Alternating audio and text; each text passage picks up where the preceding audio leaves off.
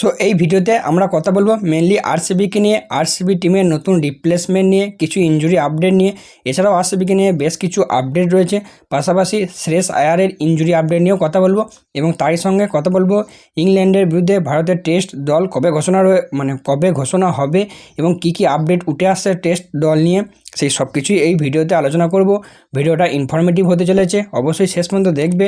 আর এরকমই cricket related news, update, analysis ভিডিওর জন্য চ্যানেলটিকে সাবস্ক্রাইব করে নেবে। সো চলো ভিডিওটা শুরু করা যাক। তো প্রথমেই কথা বলবো আরসিবি টিম নিয়ে। তো প্রথমত আরসিবির ক্যাপ্টেন রজত পাটিদার, যে একটু ইনজুরির সমস্যায় ভুগছিল, তাকে নিয়ে একটা খুশির খবর আছে। সে পুরোপুরি ফিট এবং সে আজকে যে এসআরএইচের বিরুদ্ধে ম্যাচ আছে সেই ম্যাচ পুরোপুরি খেলবে, পুরোপুরি বলতে হ্যাঁ খেলবে আর কি। পাশাপাশি আরসিবি টিম একটা নতুন রিপ্লেসমেন্ট সাইন করেছে, সেটা হলো জ্যাকব বেথেলের পরিবর্তে আরসিবি টিম নিউজিল্যান্ডের উইকেট কিপার ব্যাটসম্যান টিম সেইফার্টকে সাইন করেছে। তারই সঙ্গে আরও একটা খবর শোনা যাচ্ছে, সেটি হলো ফিল সল্টকে নিয়ে।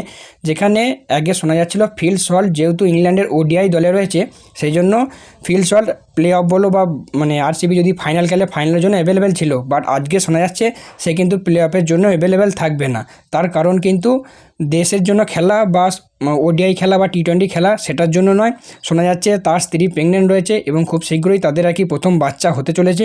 সেই জন্যই শোনা যাচ্ছে সে অ্যাভেলেবেল থাকবে না, সে দেশে ফিরে যাবে, তার স্ত্রীর কাছে আর কি ফিরে যাবে। তো এটা যদি হয় তাহলে কিন্তু আরসিবির টিম একটা বড় ধাক্কা পেতে চলেছে, কারণ আরসিবির দুজনই ধ্বংসাত্মক ওপেনার, সেটা ফিল সল্ট বলো বা জ্যাকব বেথেল বলো, দুজনাই কিন্তু থাকবে না।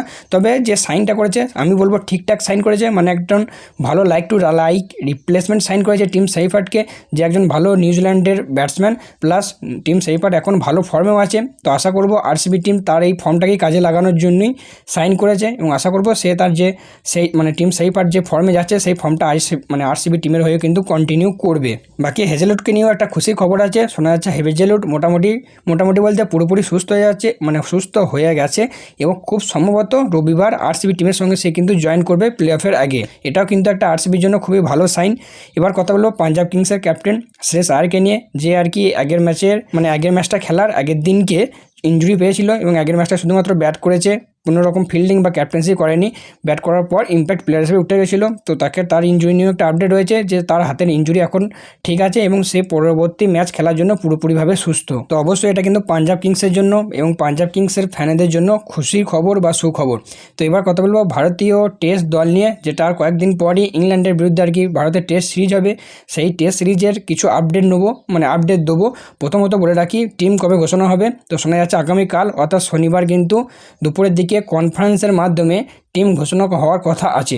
বাকি শোনা যাচ্ছে যে কেএল রাহুল খুব সম্ভবত এই সিরিজে ইংল্যান্ডের বিরুদ্ধে টেস্ট সিরিজে আর কি ওপেন করার সম্ভাবনা রয়েছে। তাছাড়াও আরেকটা খবর শোনা যাচ্ছে, সেটি হলো মোহাম্মদ শামিকে নিয়ে, যে রিসেন্টলি একটু ইনজুরির সমস্যায় ভুগছে, প্লাস নিজের ফর্মের সমস্যাতেও ভুগছে। এবার আইপিএল তার সবথেকে খারাপ আইপিএল গেছে, খুবই খারাপ আইপিএল গেছে, প্রচুর মার খেয়েছে, সেরকম উইকেট পায়নি। তাই শোনা যাচ্ছে যে ভারতীয় স্কোয়াড থেকে আর কি শামি বাদ পড়তে পারে। তার পরিবর্তে দুজন প্লেয়ারের নাম শোনা যাচ্ছে, তারা ভারতীয় দলে ইনক্লুড হতে পারে। প্রথমত আর্শদীপ সিং এবং দ্বিতীয়ত হচ্ছে সিএসকে এর বোলার অনশুল কম্বোজ। তাছাড়াও এর একটা আপডেট, এই আপডেটটা আগেও দিয়েছিলাম যে করুণ নায়ার খুব সম্ভবত ভারতীয় দলে জায়গা পেতে চলেছে এবং তারই সঙ্গে সাই সুদর্শন। এবং ব্যাটিং অর্ডার নিয়েও কিছু আপডেট শোনা যাচ্ছে, যেখানে শোনা যাচ্ছে নাকি কেএল রাহুল ওপেন করবে এবং শুভমান গিল 4 নম্বর পজিশনে, অর্থাৎ বিরাট কোহলি যে জায়গাটায় খেলতো সেই জায়গাটায় খেলবে।